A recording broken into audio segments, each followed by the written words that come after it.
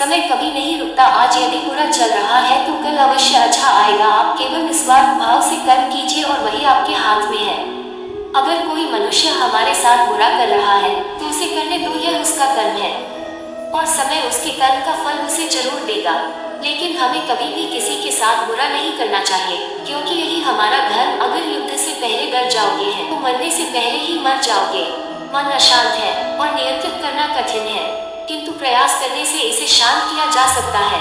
जो मान और सम्मान में सम है, मित्र और बेरी के पक्ष में भी सम है, नातीत कहा जाता है। जिंदगी में हमारी समस्याओं का समाधान है सही ज्ञान का होना। हमारे भविष्य का आधार आज के यथार्थ लिए गए निर्णय पर निर्भर करता है। इंसान की सोच ही उसकी सबसे बड़ी पहचान है, वरना दुनिया में एक नाम के अनेक इंसान हैं। धर्म से भरा हृदय धर्म का परामर्श देता है और अधर्म से भरा हृदय अधर्म का परामर्श देता है। प्रेम सदैव माफी मांगना पसंद करता है और अहंकार सदैव माफी सुनना पसंद करता है। परिवर्तन जरूरी है, इसीलिए जो गया वह सपना है और जो पास है वह अपना है। निर्बलता अवश्य ईश्वर देता है, परंतु मर्यादा मनुष्य का मन खुद निर्माण करता है। राधे राधे बोलकर हर लेते हो सबकी पीड़ा, शायद इसीलिए तेरे प्रेम में दीवानी हुई मीरा।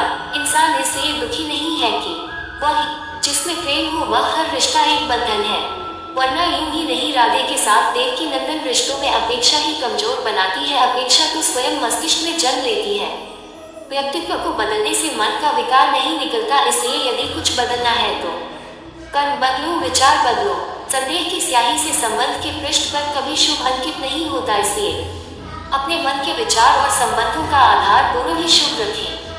गति के लिए चरणों पर ध्यान देना आवश्यक है, किंतु प्रगति के लिए सदैव आचरण पर ही ध्यान देना चाहिए। कृष्णवाणी, जैसे उबलते पानी में कभी परछाई नहीं दिखती, ठीक उसी प्रकार परेशान मन से समाधान भी नहीं दिखते। शांत होकर देखिए, सभी समस्याओं का हल मिल जाएगा। जो हुआ अच्छा हुआ, जो होगा अच्छा होगा। स्वयं को मुझ पर छोड़ दो, अपने कर्म पर ध्यान दो। कर्म ऐसा जो स्वार्थ रहित पाप रहित हो। अहंकार करने पर इंसान की प्रतिष्ठा, वंश, वैभव तीनों ही समाप्त हो जाते हैं। श्री कृष्ण ने कहा है, मत मानना।